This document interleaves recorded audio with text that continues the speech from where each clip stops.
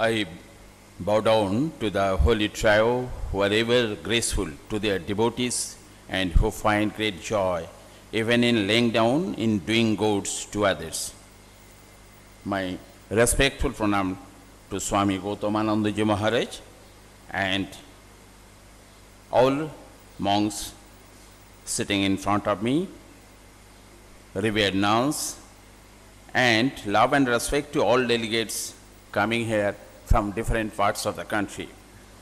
As a deputy in Bengali panel discussion, let me try to give you a very brief idea of speeches delivered by 8 conveners and joint conveners of in this holy assembly. Speaker Rahul Ghosh, convener, Badwan Bakura Purulia, his subject development in organization in the light of 150th birth anniversary of Swami Vivekananda.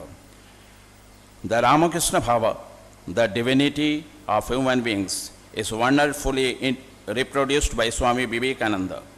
Generally, all service activities look alike. The differences only in the attitude with which the service is rendered.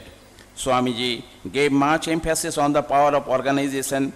Organized functioning is absolutely necessary to carry on the work effectively with loyalty to the ideals of Sri Ramakrishna.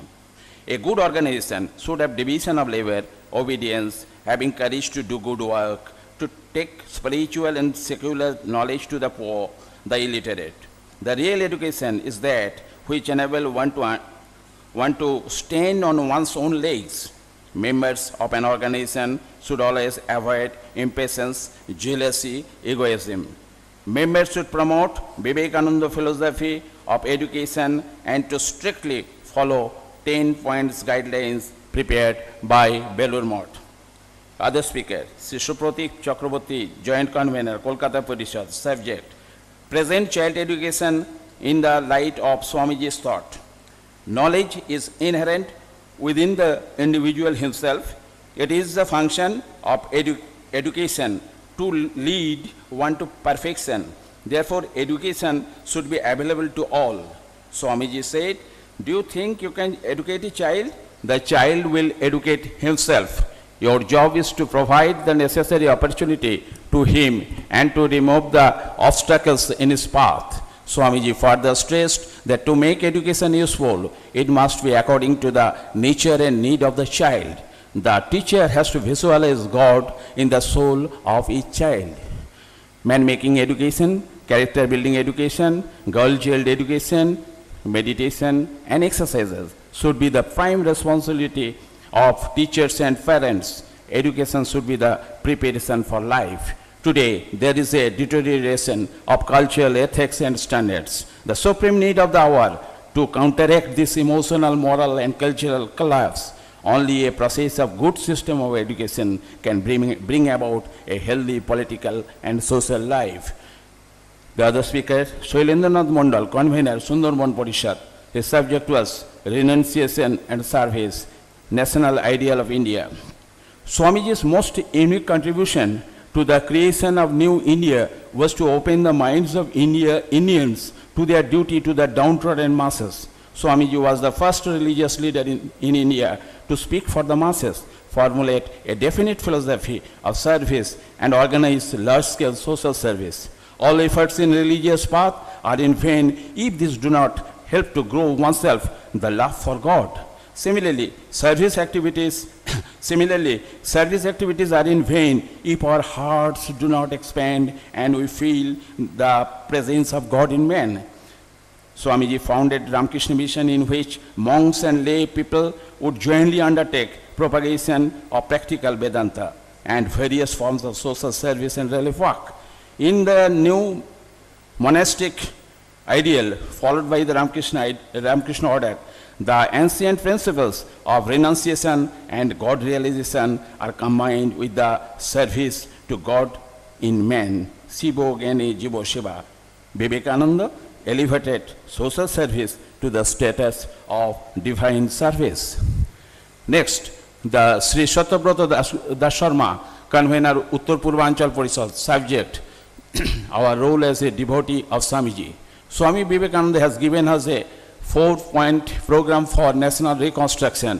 1. Revitalization of spiritual culture of the nation, uplift of the poor masses by infusing confidence and strength to them, secular education, and setting in motion machinery for the dissemination of noble ideas.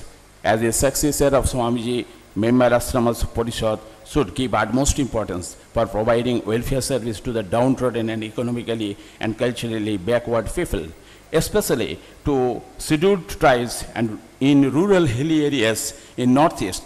As an educationalist, Swamiji believes that education should be the preparation for life. It should develop a feeling of nationalism, development of character, and make individuals self-dependent. Sri Dhrubodhar Rai, convener, Tripura Parishad, his subject was Swamiji's thought towards development of downtrodden masses in India. Swamiji was the first religious leader in India who pointed out that the chief cause of India's downfall was the neglect of the masses. He stressed uplift of the downtrodden people. He wanted that the life-giving principles of Vedanta should reach even the cottages of peasants, the huts of fishermen, the hovels of sweepers and cobblers. Sri Gaurajra, next joint convener, South 24 Parganas, Parishad. His subject was implementation of Swamiji's ideals in development of India. In several ways, the ideals of Swami Vivekananda mark the historical process of India rediscovering herself in modern times.